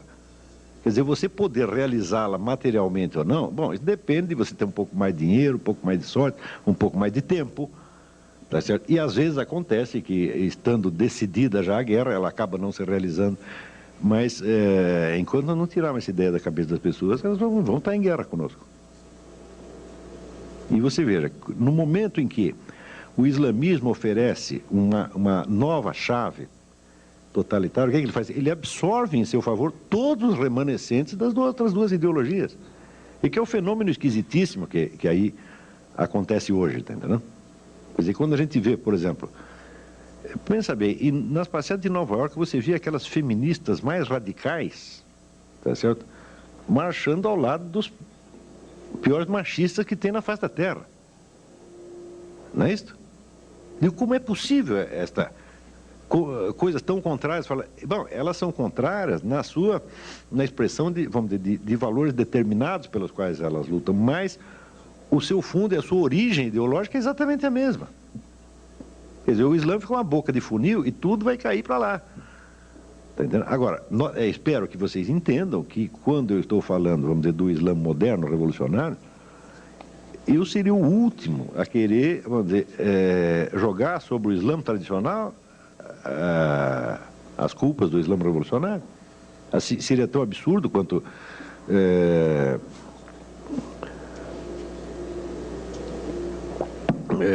jogar sobre os primeiros cristãos as culpas posteriores da Inquisição, etc. Não tem sentido. Não, quer dizer, eu não estou fazendo de maneira alguma um discurso anti-islâmico, seria a última coisa que eu desejaria fazer. Agora, a ideologia revolucionária islâmica, que é uma coisa bem definida e bem caracterizada, essa é perigosa mesmo, né? E as pessoas já estão em guerra. Eles não vão esperar que a gente perceba isso. Se você não perceber, eles te pegam dormindo. Lá, vou te fazer uma pergunta. Recentemente eu vi um depoimento de uma jornalista da Turquia. E ela chamava a atenção que às vezes a gente não percebe que existe uma opção turca do Islã que é muito mais vamos dizer assim, acessível, amigável, com outro pró-ocidental, separa um pouco o que você colocou da teocracia e da política. Enfim, ela colocava como uma opção o modelo turco. Bom, mas é o modelo turco, mas ela está pensando em termos de estados, tá certo? E você veja, eu já estou falando com ele em termos de movimento de massa, quer dizer, não existe uma ideologia turca, você está entendendo? Não existe uma doutrina política turca, democrática, por exemplo, que possa se espalhar entre os muçulmanos e neutralizar a influência desse pessoal radical. Não tem isso, está entendendo? Então o que ela quer dizer é, pensa, bom, os turcos são um pouco mais dialogáveis, tá certo? Mas, quer dizer, esses movimentos de massa, eles não aceitam vazio, você está entendendo? Quer dizer, a única opção ideológica que o Islã tem hoje é esta. Então, é que nasce ali com esses Said Qutb e outros, né? Quer dizer, eles preencheram um vácuo ideológico, quer dizer, eu acho errado, por exemplo, a visão que se tem no Ocidente às vezes é muito errada, quando se fala de decadência islâmica. Intelectualmente, o Islã jamais decaiu. Nunca. Tá? Nós é que paramos de ter notícia. Tá certo? Mas, por exemplo, tem um livro que eu recomendo, chama Un Islam iranien, do Henri Colban, é um grande historiador da filosofia, tá certo? Que dá ideia, vamos dizer, da tradição filosófica iraniana, tal como ela continuava até o momento que ele estava escrevendo aquilo, que era a década de 40, 50, é uma coisa muito impressionante. Para dizer, quase que o Irã sozinho ele tem mais e melhores filósofos do que qualquer país da Europa, considerado individualmente. Isso nunca parou. Vocês leiam o Said Hossein Nasr, um monstro de filósofo. É verdade que ele foi botado de lá para fora, foi expulso do Irã pelos ayatollahs. Mas é que ele é um muçulmano de tipo antigo, um muçulmano tradicional. E os caras vêm com a ideologia revolucionária, então não tinha lugar para ele. Lava, uma pergunta breve aqui, mas onde se insere o terrorismo nesta organização, entre aspas? Bom, o terrorismo é exatamente o que estava no Karl Mannheim, né? O terrorismo serve, sobretudo, para duas coisas. A primeira é exatamente essa que diz Mannheim, que é desorganizar a sociedade. Fazer com que as pessoas se sintam desamparadas. Você veja, quando você... No Rio de Janeiro, por exemplo, quando você vê assalto para tudo quanto é lado, narcotráfico, etc., etc., você fica com raiva de quem? Dos traficantes? Eu nunca vi ninguém com raiva dos traficantes. Você fica com raiva do governo. Não é assim? Isto é a estratégia do grupo nazista, como diz o Mannheim. Você se sente desamparado pelo seu grupo, você fica com raiva do grupo e se afasta dele. E é aí que eles te pegam mesmo. Tá certo? Então, o terrorismo é, sobretudo, esta arma psicológica para fazer você ficar com raiva do seu governo. Nós vimos o que aconteceu na Espanha. O pessoal ficou com mais raiva do Aznar do que de quem jogou a bomba. Está compreendendo? Então, isto é uma coisa. Outra coisa é aquele negócio da guerra assimétrica que eu tentei explicar, não, que eu mencionei no artigo da Folha, porque jornalismo hoje é o seguinte, o tamanho dos artigos diminui cada vez mais, né? Diminuindo, então é jornalismo minimalista. Então, só dá para você dizer as coisas, mas não dá para você provar nada. Se a prova fica... Bom, quem quiser a prova, vai lá em casa, eu te explico o resto. Né? Tem que dar o endereço do cara, né? Então... Essa coisa da guerra assimétrica, é um conceito que foi desenvolvido, sobretudo, pela KGB, muito antigamente, mas que a KGB mesmo nunca conseguiu usar de maneira plena. Só ele vem sendo usado agora. Na guerra assimétrica, você não julga os dois lados pelos mesmos critérios. E eles, de certo modo, não fazem a guerra no mesmo campo. Um está lutando aqui, o outro está lutando no outro plano. Quer dizer, os exércitos não se encontram. Tá, né? Então, por exemplo, no caso dessas... se você pega o que se publica, por exemplo, contra Israel, Israel é sempre cobrado e exigido em nome de certos compromissos morais, jurídicos, etc., que o governo israelense tem. O outro lado não é cobrado por quê? Porque não tem compromisso nenhum. Então, um lado pode tudo, o outro não pode nada. Agora, o lado que pode tudo, ele ainda pode fazer chantagem emocional com o outro, chantagem moral com o outro. Isso foi muito bem aplicado no tempo da Guerra da Argélia. Talvez foi o primeiro laboratório. Né? Tem esse livro do Jacques Beau, que é um estrategista suíço, chama A Guerra Assimétrica ou A Derrota do Vencedor. E ele mostra que na Guerra da Argélia, o pessoal da Frente Nacional de Libertação fazia tudo, fazia narcotráfico, assassinato em massa, tomava dinheiro do povo, usava prostituição, mas fazia o diabo, era um inferno aquilo lá. Mas, se um sargento francês deu umas bofetadas num prisioneiro argelino, aquilo era denunciado na mídia do mundo inteiro, tortura, sabe? Então, o julgamento, a mídia é diferente. Esse aqui pode fazer tudo, o outro não pode fazer nada. Por quê? Porque o outro assume compromissos legais. Nós não assumimos nenhum, nós estamos livres. Então, um lado fica acima do bem e do mal. Então, você veja agora, eu também escrevi sobre isso, escrevi no Globo. Então, olha, os americanos, o que eles fazem com os prisioneiros iraquianos? Eles tiram a roupa deles, fazem umas piadas de mau gosto, humilham o sujeito, não é isso? E os iraquianos, o que fazem? Esfola, queima vivo, corta o pescoço. Tá certo? E por que o pessoal fica mais indignado com o que o americano fez? Bom, você tem de fato, são dois delitos.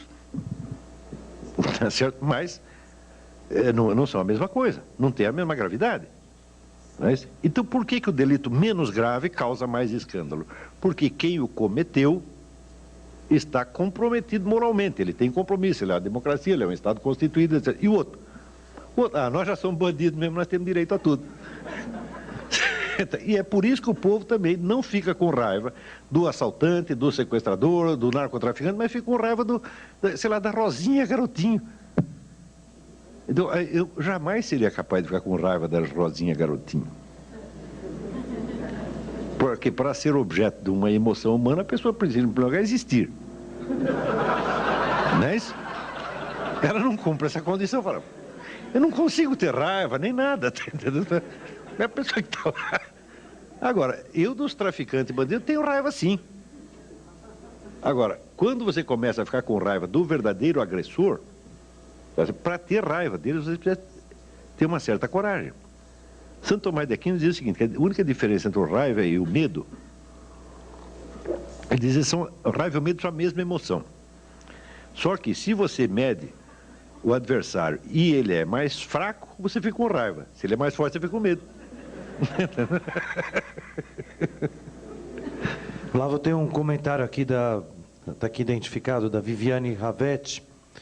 Ela primeiro diz que o senhor pode ser muito útil para o povo judeu e para toda a humanidade, divulgando suas ideias na grande mídia brasileira, TV, jornais, etc. E ela termina com uma pergunta. Por que os governos não muçulmanos não se preocupam com a ideia dos muçulmanos dominarem todo o mundo? Na verdade, eu acho que a grande pergunta para as próximas décadas, eu não sei a resposta dessa pergunta, você vê que existe um remanescente de movimentos de massa, tanto comunistas quanto nazistas, você soma tudo o que era anti-ocidental, e que, por isso mesmo, é também, por tabela, é anti-judaico, tudo isso se reúne quando numa ideologia que hoje se chama nacional-bolchevismo. O teórico do nacional-bolchevismo é um filósofo russo chamado Alexandre Dugin. Ele fez assim uma... Mas a desgraça pouco é bobagem, você está entendendo? Para que só comunismo? Tá entendendo? Não, já junta com o nazismo, já junta com tudo uma vez, tá entendendo? E ele fez esse negócio e, note bem, no começo parecia loucura. Mas a hora que eu vi aquela passeata em Nova York, todo mundo junto, eu falei, louco não é o Dugin, louco sou eu que não entendi que esse negócio ia acontecer mesmo, tá entendendo?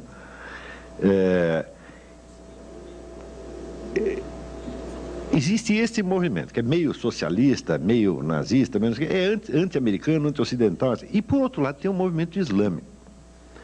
Um está achando que vai usar o outro está achando que vai usar o um. Tá? Esta é a pergunta para as próximas décadas. Quer dizer, quem vai se utilizar de quem? Cada um está esperando que vai usar o outro. Tá? Se alguém aqui souber a solução disso, e souber quem vai ganhar essa parada, porque existe uma aliança tática no momento. Tática até estratégica de longo prazo, mas Mais dia, menos dia, isso vai rachar. Mas eles só vão brigar entre nós depois deles acabarem conosco. Então, na verdade, não teremos que resolver esse problema, nós não estaremos mais aqui. Lá vou ter uma pergunta provocadora aqui para você. Não estou conseguindo ver o nome, mas como você comentaria o capitalismo ocidental? Tua posição? Ah, como? Não é o capitalismo, é o capitulacionismo. Capitulacionismo. Eu interpreto, em primeiro lugar, que ele não é bem um capitulacionismo. Esse negócio está cheio de gente que está trabalhando para o lado de lá.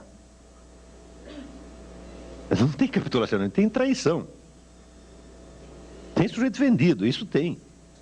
Agora, essas coisas, vamos dizer, eu estou dizendo isso não porque eu saiba caso por caso, fulano de tal tem uma conexão com não sei o quê. Eu não, com relação à situação presente, não sei, mas eu estudei a história do passado. Então você veja, por exemplo, nos Estados Unidos,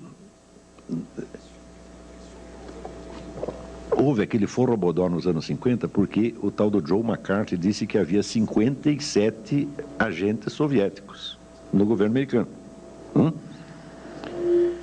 E todo mundo diz, caça as bruxas, etc, etc. Bom, depois que acabou a União Soviética e se abriu os arquivos de Moscou, se descobriu quantos agentes havia mesmo. Tem mais de 300. Está entendendo? Então, muita gente que se fez de ofendido com aquilo, na verdade, não era ofendido. O próprio sujeito que estava denunciando a caça às bruxas era um agente soviético. Hoje, isso está esclarecido definitivamente, não é? No Brasil, não, porque nada do que se... Nos últimos 12 ou 13 anos, o que os historiadores descobriam nos arquivos de Moscou é assim, são montanhas e montanhas e montanhas de fatos. E o que tem saído sobre isso no mundo é muita coisa. No Brasil não saiu nada até agora. Ninguém sabe de coisa nenhuma, né? Outro dia, por exemplo, eu disse isso para a pessoa, porque tem 40 livros que mostram isso, livros que incluem dão uns facsímiles, todos os documentos e tal. A pessoa disse, você está defendendo o Joe McCarthy? Ai, que horror! Eu falei, mas como defendendo? Não se trata disso, é um negócio de história, já foi. Quer dizer, não posso tomar partido numa briga que já acabou quando eu tinha 5 anos de idade. Não é isso, né? É simplesmente, estou dizendo, olha, o cara disse que tinha 57, ele na verdade não sabia de nada. O McCarthy não sabia de nada. Ele acertou por, como é que se diz, no escuro.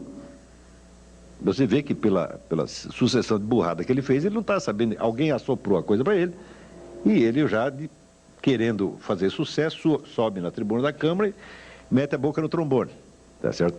Mas ele não sabia, não tinha realmente prova de nada, entendeu? Então, quem não tem prova, se você tem uma denúncia de um crime e não tem prova, e não tem uma coisa certa, o que você faz? Você sai gritando? Não, você vai investigar, não é isso? Ele não investigou nada, já fez aquela barulheira toda na hora e se deu muito mal, é claro que tinha que se dar muito mal. E desmoralizou a sua própria causa. Está compreendendo? Mas o fato é que os agentes da KGB estavam lá mesmo, e hoje a gente sabe os nomes de todos eles. Vocês descobriram coisas absolutamente assombrosas nos últimos 10 anos. O público brasileiro ignora tudo isso. Existem uns 200 livros sobre isso, importantíssimos, que estão no mundo inteiro, estão dando um bafafá. Aqui não. Então eu não vejo muito capitulacionismo, porque por analogia, tá certo? Esse pessoal que quer muito apaziguar, quer passar a mão na cabeça de terrorista, eles não são apaziguadores, não. Eles estão do lado de lá mesmo.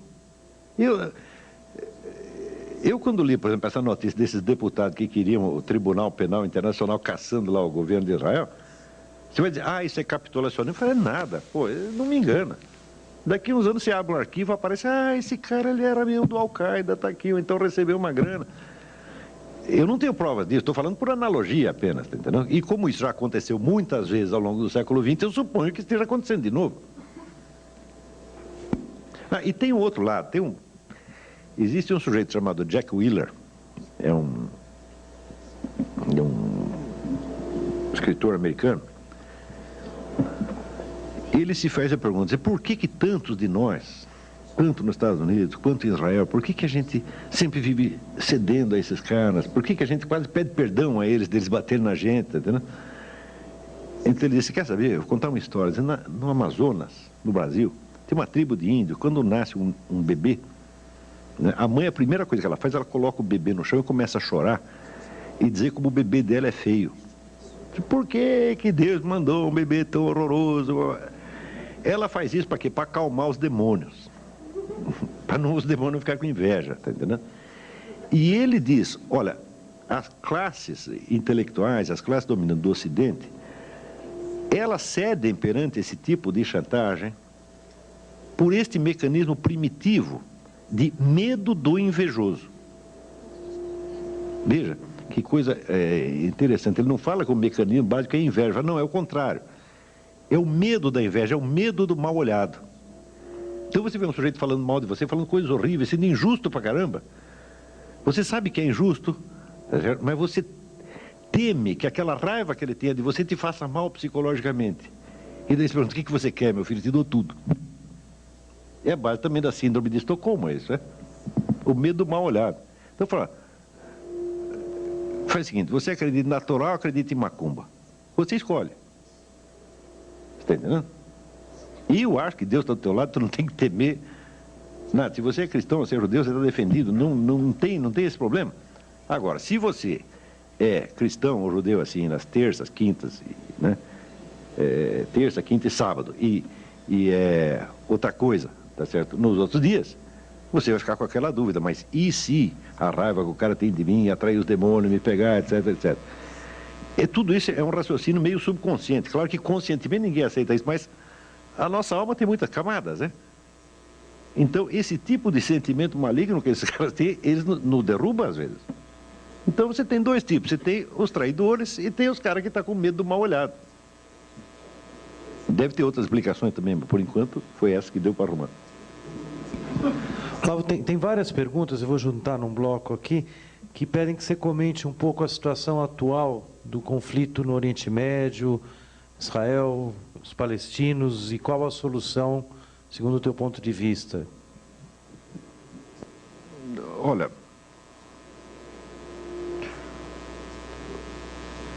sempre que você tem assim, vamos dizer, uma situação política determinada, e as pessoas querem que a gente tome uma posição, eu falo, é difícil tomar uma posição. Primeiro, porque os termos com que as questões chegam ao debate público nunca correspondem ao que está verdadeiramente em jogo. Se você perguntar, por exemplo, você é a favor do Estado palestino ou é a favor de matar todos eles, botar todos eles para fora, a gente tem que responder. Eu sou claro que sou a favor do Estado palestino, eu não mato criancinha, não como criancinha, não bebo sangue, então eu também quero que eles tenham uma chance, etc, etc. Agora, eu cá entre nós, eu não acredito que esse seja o problema. Eu acho que tudo isso é pretexto. A partir da hora que você tem uma estratégia, vamos dizer, mundial, em que você vê conexões de organizações terroristas que começa lá na Sibéria, passa pelo Oriente Médio e vai terminar aqui no Paraguai.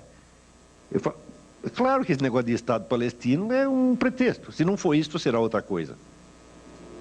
Sempre haverá algo pelo qual eles vão culpar todo mundo e tentar fazer os outros sentir, como é que se diz? Sabe, essa inoculação de culpas e a inoculação do sentimento maligno, sempre terá um meio de fazer isso. Se você não os satisfaz, eles ficam cada vez mais revoltados. E os satisfaz, eles querem outra coisa. Portanto, assim correr, o bicho pega, se ficar o bicho come. É com isso que nós temos que aprender a lidar. Então, você é a favor do Estado palestino ou contra? Eu não sei. Eu não estou interessado. Eu estou interessado no que vocês estão fazendo aí. Com relação a isso, você faz do jeito que você quiser.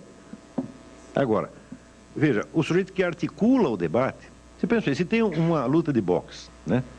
Tem aqui, sei lá, o famoso clássico Cassius Clay contra Evander Holyfield. Qualquer um deles pode ganhar, não é verdade? Mas, o seguinte, a firma que promoveu a luta vai ganhar de qualquer maneira, né? Então é o seguinte, quem montou o debate? Quem equacionou os problemas, está entendendo? Quem escolheu o candidato, quem escolheu as alternativas e está me formulando o problema. Esse é que é o gostosão por trás do negócio. Então, todo o equacionamento que nós vemos na mídia hoje é como se fosse realmente um problema de povo palestino. Agora, para pensar, quantos países islâmicos existem? Qual é a extensão territorial deles? É imensa. E lá dentro, não tem um pedacinho para dar para os palestinos? Se eu fosse o governo brasileiro, eu digo, bom, Cedia um pedaço da Amazônia, que só tem macaco e tatu-bola, tá entendendo? Eles vêm tudo para cá. Receberam você de braços abertos. Não é isso? Agora, tem lá um pedacinho assim chamado Israel. Tá? Por que eles querem o pedaço justamente ali? Tá? Se não estavam lá, historicamente está comprovado que 100 ou 200 anos atrás não tinha palestino nenhum ali, isso nunca existiu. Bom, agora estão lá e precisam de um espaço. Eu digo, tá certo, a gente tem que quebrar o galho deles. Tudo bem. Mas existem tantas alternativas e tantas soluções para isso. Quer dizer, por que insistem neste ponto? É porque é um problema estratégico. E eu acredito assim no Ion Mihai Pachepa, quando diz o seguinte: olha, esse tal de Arafat, esse cara não é islâmico, coisa nenhuma, esse cara é um comunista, fui eu que treinei ele, ele tem uma estratégia, ele pensa como comunista. Pensa como, vamos dizer, tipo comunista profissional. Né? Existe eu vou recomendar outro livro para vocês, eu acabei não falando disso. Eu comecei a falar da história do judeu anti-judeu. Né? Tem um livro absolutamente indispensável, chama-se To Eliminate the Opiate, quer dizer, eliminar o opiáceo, né? Escrito pelo rabino Marvin Antelman. E é a história da progressiva ruptura que vai acontecendo dentro da comunidade judaica a partir do surgimento de certas seitas gnósticas no século XVII, que vão entrar vão ser antepassados dos movimentos revolucionários de massa do século XIX e XX. Tá certo? E quando você vê a facilidade com que indivíduos, vamos dizer, de origem judaica vão entrando nesse negócio e acabam trabalhando contra o próprio povo judeu, uns de sacanagem, outros que não percebem, olha, é de arrepiar os cabelos. Tá? Então, como é a origem de um Trotsky? Como chega a acontecer um fenômeno Trotsky que nunca houve ao longo da história? Não é isso? Da onde surgem esses camaradas? É porque deu na cabeça? Não. Isso aí foi se formando, vamos dizer, como aconteceu dentro da Igreja Católica, mas mesma coisa. Né? O pessoal fala de crise da Igreja Católica, eu acho, até onde eu estudei, eu acho que o judaísmo está numa crise muito pior. Ele está muito mais ameaçado e tem muito mais antagonismo interno do que você tem na igreja, no cristianismo. Eu acho que a situação não é nada invejável e não é para brincar, não. Você vê o sujeito Noam Chomsky, eu garanto que uma boa parte da comunidade judaica lá de Nova York ainda recebe o cara, ele é um dos nossos, senta aqui no colo e tal. Não, ele só quer que, sei lá, acabe o Estado de Israel, mata todo mundo, tá certo? Põe todo mundo para fora, mas se tirando isso é boa gente. Entendeu? Como é que pode? Está entendendo? E essa coisa, vamos dizer, de carregar o traidor no colo, é coisa, só dois povos fazem isso tão bem, americano e judeu. São especialistas em fazer isso. Deve alimentar o seu próprio assassino, o seu próprio inimigo, falando, cuidado com isso, pode chegar até um certo ponto. Claro, a gente fala, todo mundo é humano, senão aí não quer briga, mas calma lá. Agora não é mais brincadeira, é? Olavo, eu estou com muita pergunta aqui. Eu vou talvez te fazer uma questão, alguém também sempre buscando soluções, né? O que o senhor acha da tolerância como forma de resistência a todas as formas de totalitarismo, autoritarismo? Olha, essa palavra tolerância já se fez tanto crime em nome dela que é um negócio incrível, né? Porque você veja, a Revolução Francesa, que vinha em nome da tolerância, né? Ela, assim, nas primeiras semanas já matou 200 mil pessoas. 200 mil pessoas. A Inquisição Espanhola, que não foi nenhum doce de coco, o total de vítimas da Inquisição Espanhola são 20 mil pessoas em 4 séculos. Né? E a Revolução Francesa já faz 10 vezes isso em algumas semanas. Tudo isso é tolerância. Quer dizer, eu tenho medo dessas coisas, né? Lembra aquele negócio? Existe o que é a estratégia real e existe a ideologia, que é o discurso pretextual. Quando nós dizemos que o mundo, por exemplo, tem progredido no sentido da liberdade, eu digo não. O mundo tem usado um discurso mais mais liberal, quer dizer, nós, no plano das ideias, da ideologia, então nós reconhecemos certos valores democráticos, etc. Mas não quer dizer que isso seja a realidade do que se faz. Agora, se a pessoa toma a análise ideológica como se fosse a análise da estrutura política, muito bem. Eu digo, bom, tolerância, você diz aonde? A tolerância na esfera ideológica, nós vamos pregar a tolerância e nós vamos matar todos os intolerantes? É? Bueno, a gente vê isso, né? Leiam esse livro aqui. Esse rabino vai dizer a mesma coisa, os caras estão matando a gente porque eles acham que nós somos intolerantes, porra. Bom, Olavo, a gente poderia continuar longamente. A gente preparou um coquetel, né, para todos que vieram participar e gostaríamos que a turma participasse. Então, eu queria convidar o próprio Olavo a participar e nós vamos retomar e continuar. Acho que a gente teria muito assunto. As perguntas mostram... Eu só pude apresentar um pedaço da coisa, hoje ficou faltando, entendeu? Eu tenho escrito muito sobre isso. Mas eu estou às ordens. Pegue aí o meu e-mail e quem tiver dúvida me escreva. Às vezes não respondo na hora, porque viajo muito, mas... Vou deixar, inclusive, as perguntas aqui. E muito obrigado à vinda do Olavo.